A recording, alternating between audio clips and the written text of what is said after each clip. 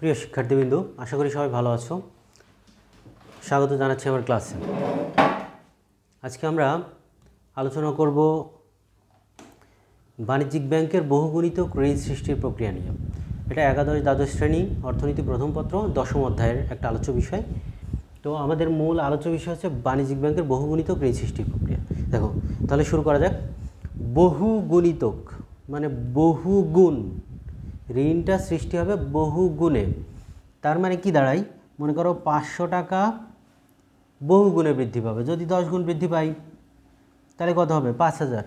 তার মানে বাণিজ্যিক ব্যাংক একটা নির্দিষ্ট অ্যামাউন্টকে বহুগুণে বৃদ্ধি করে, একটা ঋণকে বহুগুণে বৃদ্ধি করে। একটা ঋণ যদি 500 টাকার হয় সেটা বহুগুণে বৃদ্ধি করে। কত গুণ বৃদ্ধি করে সেইটা আমরা ক্যালকুলেশন করা শিখব। তাহলে শুরু করা যাক। দেখো, প্রথমে এটার ব্যাকগ্রাউন্ড কি, মানে এটা কাকে বলে। প্রথম পরিবার সমূহের কাছে বা তোমার আমার কাছে যে টাকাটা থাকে সেই টাকাটা আমরা সঞ্চয়ের মাধ্যমে কোথায় দিয়ে দিই? ব্যাংকে দিয়ে দিই। ব্যাংক আবার ওই টাকাটা কাদের দিয়ে দেয়? বিনিয়োগকারীদের দেয়। বিনিয়োগকারী মানে ব্যবসায়ীদের দেয়, ব্যবসায়ীদের লোন দেয়। ব্যবসায়ীদের যখন লোন দেয় তখন ব্যবসায়ীরা কী করে? ব্যবসায়ীরা ওই লোনটা যখন কাজে লাগায় তখন ওই লোনটা কোথায় ঢুকে দেয়? মার্কেটে ঢুকে দেয়। যেমন মনে করো যে একজন ব্যবসায়ী একজন কন্ট্রাক্টরকে একটা ব্যাংক লোন দিয়েছে। সেই কন্ট্রাক্টর একটা বিল্ডিং বানানোর জন্য ইট কিনছে, বালি কিনছে, খোয়া কিনছে, ফ্যান কিনছে, যা কিনছে ওই টাকাটা কাকে দিচ্ছে? পরিবার সমূহের কাছে চলে যাচ্ছে। পরিবার সমূহ আবার কি করছে? ওই টাকা আবার ব্যাংকে রাখছে, আবার বিনিয়োগকারী রাখছে, এইরকম একটা সার্কুলেশন হতে থাকে। তো এইভাবে আসলে লোনটা ক্রিয়েট হয়। তো এটি কিভাবে হয় দেখো। প্রথমে মনে করো যে একজন ব্যক্তি 500 টাকা ব্যাংকে জমা রেখেছে। 500 টাকা ব্যাংকে জমা রেখেছে, এর ভিতরে রিজার্ভের একটা অনুপাত আছে। রিজার্ভের অনুপাত মানে বাংলাদেশ ব্যাংক চাই যে প্রত্যেকটা ব্যাংক তার ডিপোজিটের একটা নির্দিষ্ট অংশ ব্যাংকে জমা রাখুক। কারণ যদি কেউ টাকা নিতে আসে তখন ব্যাংক যদি কিছু অংশ না রেখে সবই লোন দিয়ে দেয় তাহলে কেউ টাকা নিতে আসলে তার টাকাটা ব্যাংক দিতে পারবে না। এই জন্য কিছু টাকাটা ব্যাংকে অনুপাত হিসেবে রাখা হয়। তো মনে করো 10% সেই অনুপাত। তার মানে 500 টাকার ভিতরে 10% মানে 50 টাকা রেখে বাদ বাকি 450 টাকা এই ব্যাংকটা লোন দিতে পারবে। এই হচ্ছে প্রথম লোন। মানে আমানতকারী আমরা 500 টাকা ব্যাংকে রাখলাম, সেইটা কত টাকা ঋণ সৃষ্টি হলো? 450 টাকা। এখন এই 450 টাকা আবার কি করবে? বিনিয়োগকারী, যেহেতু বিনিয়োগকারী ঋণ হিসেবে দেওয়া হলো, সে আবার হয় ওই টাকাটা অন্য কোনো ব্যাংকে রাখবে। অন্য কোনো ব্যাংক মানে এটা যদি বড় অঙ্ক হয়, মনে করো 4,50,00,000 টাকা, তাহলে হয়তো একবারে খরচ করবে না, অথবা যেভাবে খরচ করবে সেই টাকাটা বিনিয়োগকারী খরচ করলে সেই টাকাটা আবারও পরিবার সমূহের কাছে আসবে, তারা কিন্তু আবার ওই টাকাটা ব্যাংকে রাখবে। অথবা এ যদি অন্য কোনো ব্যাংকে রাখে এই টাকাটা, এই লোনটা নিয়ে সে অন্য কোনো ব্যাংকে রাখলো, সেই ব্যাংক কিন্তু সেটা আমানত হিসেবে গণ্য করবে। তখন এই 450 টাকা আবারও আরেকটা ব্যাংক কী করবে? আবার 10% রাখবে। 10% রাখলে কত হয়? 45 টাকা রেখে 405 টাকা কিন্তু এই ব্যাংক আবার লোন দেবে। আবার এই 405 টাকা আবার কোথায় চলে আসবে?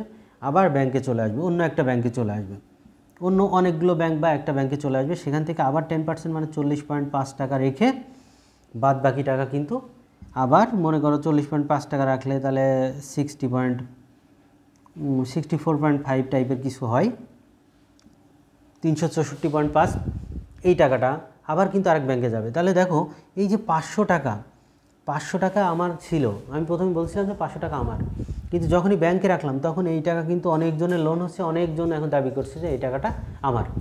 তাহলে আমার 500 টাকা, ও বলছে তার 450 টাকা আছে, আর একজন বলছে তার 405 টাকা আছে, আবার ব্যাংকও বলছে যে তার এত টাকা ডিপোজিট।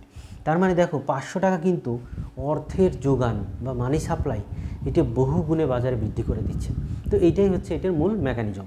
তো এটা আমরা একটা সহজ সূত্র দিয়ে শিখব। তোমাদের বইয়ে বড় বড় সূত্র দেওয়া আছে, ওই সূত্র দেখে কনফিউজড হওয়ার কোনো দরকার নেই। এই সূত্রটা হচ্ছে, মনে করো যে এটা হচ্ছে লোন সৃজন বা লোন গুণিতক। লোন গুণিতককে আমি কেবি হিসাবে ধরলাম। কেবি মানে আমানত গুণ 1/রিজার্ভ অনুপাত। 1/রিজার্ভ অনুপাত। মনে করো আমানত যদি 500 টাকা হয় তাহলে 1 গুণ রিজার্ভের অনুপাত কত? আমরা এখানে 10% ধরেছিলাম, 10%।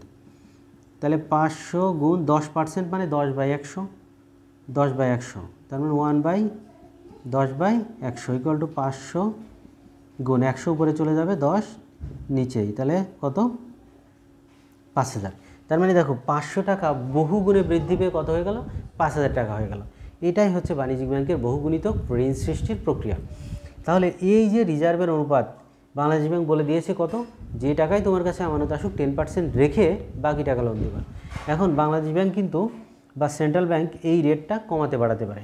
এই রেটটা যদি 20% হয় তাহলে কিন্তু এখানে 20/100 হবে, নিচে থাকবে 20, তার মানে এটা কেটে গেলে এটা কেটে গেলে 5, তাহলে 5 5 25, তখন কত হবে 2500। তাহলে দেখো 500 টাকা মানি সাপ্লাই ক্রিয়েট করেছিল আগে, কত লোন তৈরি করেছিল 5,000 টাকা, এখন 500 টাকা কত তৈরি করছে 20% হওয়ার ফলে 2500 টাকা। তাহলে বাজারে মানি সাপ্লাইটা কমে গেল। তাহলে রিজার্ভের হার, রিজার্ভের অনুপাত বাড়ালে বাজারে অর্থের পরিমাণ কমে যায়, ঋণের পরিমাণ কমে যায়, ঋণের পরিমাণ কমে গেলে জনগণের হাতে টাকা কমে যায়, টাকা কমে গেলে মানুষের ক্রয় ক্ষমতা কমে যায়, মুদ্রাস্ফীতি নিয়ন্ত্রিত হয়। তো এই রকম প্রশ্ন তোমাদের পরীক্ষায় আসে। তো কুমিল্লা বোর্ড 2022 সালে একটা প্রশ্ন এসেছিল, সেটা নিয়ে আমি একটু আলোচনা করে এই ক্লাসটা শেষ করব। এখানে এমন ছিল যে এক্স ব্যাংকের প্রাথমিক আমানতের পরিমাণ 5,000 টাকা, বৈধ রিজার্ভ অনুপাত 10%। তাহলে গ নম্বরে ছিল যে উক্ত ব্যাংকের ঋণ সৃজনের পরিমাণ বের করো। তাহলে ঋণ সৃজন কত হবে আমরা জানি, প্রাথমিক আমানত গুণ 1/, বৈধ রিজার্ভ 10%। তাহলে 5,000 গুণ এই 10, 100 উপরে যাবে, 10 নিচেই, তাহলে কত 5,000 কিন্তু 50,000 টাকার পরিমাণ ঋণ সৃষ্টি করবে। 5,000 হয়ে যাবে 50,000, 5,000 টাকা মানি সাপ্লাই ক্রিয়েট করবে 50,000 টাকার সমপরিমাণ। তো এখন ঘ নম্বরে বলেছে যদি বাংলাদেশ ব্যাংক এই বৈধ রিজার্ভের অনুপাত 10% থেকে বৃদ্ধি করে 20% করে, তাহলে মুদ্রাস্ফীতি নিয়ন্ত্রণে এটি কীরকম ভূমিকা রাখবে।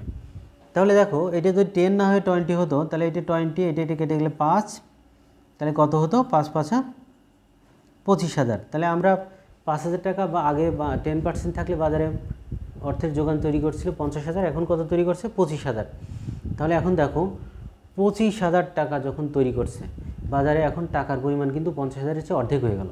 তাহলে বাজারে মানুষের হাতে টাকার পরিমাণ কমে যাওয়া মানে কি, মানুষ কম দ্রব্য কিনতে পারবে, মুদ্রাস্ফীতি নিয়ন্ত্রণ হবে। সুতরাং এটি মুদ্রাস্ফীতি নিয়ন্ত্রণে একটা খুব দারুণ পদক্ষেপ। এই পদ্ধতিতে মুদ্রাস্ফীতির নিয়ন্ত্রণ সফল হতে পারে। তাহলে এই হচ্ছে বাণিজ্যিক ব্যাংকের বহুগুণিতক ঋণ সৃষ্টির প্রক্রিয়া। ধন্যবাদ সবাইকে, আজকের মতো এ পর্যন্তই।